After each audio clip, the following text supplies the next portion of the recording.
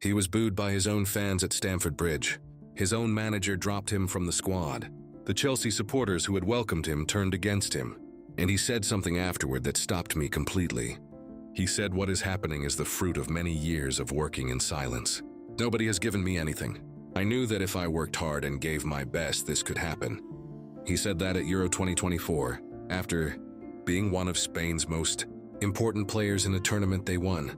After going from being dropped by Chelsea to being celebrated by an entire country, he worked in silence. While people booed, while critics wrote him off, while the numbers said he was a failure, and the fruit arrived, on its own timeline, in its own way. And he was ready for it because he never stopped doing the work. What is going on, everyone? Welcome back to PsyWealth Richie. Today we are covering someone whose psychological story, I think, is one of the most complete we have ever featured on this channel. Because Marc Cucurella's journey from being booed at Chelsea to winning Euro 2024, to lifting the club World Cup to playing in the 2026 World Cup is not just a comeback story. It is a complete psychology lesson about what happens when you keep doing the work in the exact moments when every external signal is telling you to stop. If you are new here, subscribe. Now let's get into it. Marc Cucurella. Ceseda was born on July 22, 1998 in Alella, Spain. He came through Espanyol's youth system before joining Barcelona's legendary La Masia Academy in 2012. He came through the ranks at Barcelona, but like many talented players who passed through La Masia, he did not break into the first team as the primary player. He went to Eibar on loan to Getafe. He established himself, and then Brighton came. And at Brighton under Graham Potter, something unlocked. He became one of the best left-backs in the Premier League. One player's player of the season was extraordinary, and Chelsea paid $56 million for him in the summer of 2022, and then everything fell apart. Here is what actually happened at Chelsea, and I want to be honest about how bad it was, because the transformation that followed is only understandable if you understand the depth of the difficulty that preceded it. Chelsea paid $56 million and then finished 12th in the Premier League. Cucurella struggled to produce his best form in a club in chaos. 6 coaches in 3 years. Hundreds of millions spent. Constant upheaval. His manager, Graham Potter, the same man who had unlocked him at Brighton, was sacked. His replacement dropped Cucurella from the squad entirely in February 2023. He was booed by some Chelsea supporters during a 1-1 draw at West Ham, his own fans booing him at Stamford Bridge. He said it is difficult to understand this and you need to find the motivation in different ways. That sentence, "you need to find the motivation in different ways," is the psychological key to everything that follows. When the external environment is hostile, when the crowd is against you, when the manager does not trust you, when the results are not coming, the external motivation disappears. And you discover, or you do not, whether there is anything internal left to draw from. Cucurella discovered there was. Here is the turning point in Cucurella's story, and it is not a goal. It is not a performance. It is not a tactical change. It is an injury. In December 2023, he was sent for ankle surgery 3 months out. And he said, "This is probably the moment that changed my career. When I was injured, I was 3 months out. And I had a lot of time to think about myself and to know me better, what is good for me, what I needed to work on more. Yes, it was a bad moment. It was very tough for me. But then after this injury, I started to enjoy my journey here 3 months alone, with nothing to do except think about who he actually was, what he actually needed, what was good for him, not what the critics were saying, not what the fans were demanding, not what the numbers were suggesting, about himself." And in that 3-month period of forced solitude, the same psychological journey that Ronaldo described when he said, "I cried alone and picked myself up alone," Cucurella found something, the motivation in different ways, the internal source, the thing that does not disappear when the crowd turns against you.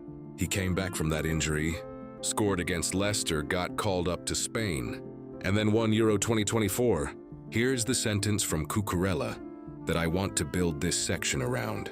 He said at Euro 2024, "What is happening is the fruit of many years of working in silence. Nobody has given me Anything I knew that if I worked hard and gave my best, this could happen. Working in silence, that phrase working in silence is the complete description of what Cucurella did at Chelsea during the years when nobody was watching and nobody was applauding, and the only people commenting on his performances were doing so negatively. He was not working for the crowd, not working for the recognition, not working because the external signals were encouraging him to continue. He was working because the work was the work, because the standard he held himself to, the internal standard, the one that does not depend on external confirmation, demanded it. And fruit, genuine fruit, the kind that lasts, takes time to grow. You cannot rush it.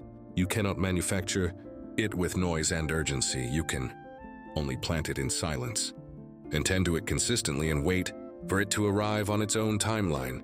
His arrived at Euro 2024 after years of silence, after years of booing, after years of being dropped and questioned and written off. The fruit was there because the work never stopped. Here is something about Cucurella's psychological foundation that I think explains the internal source he was able to draw from during the Chelsea darkness. He credited his father Oscar's demanding approach as the psychological bedrock of his resilience.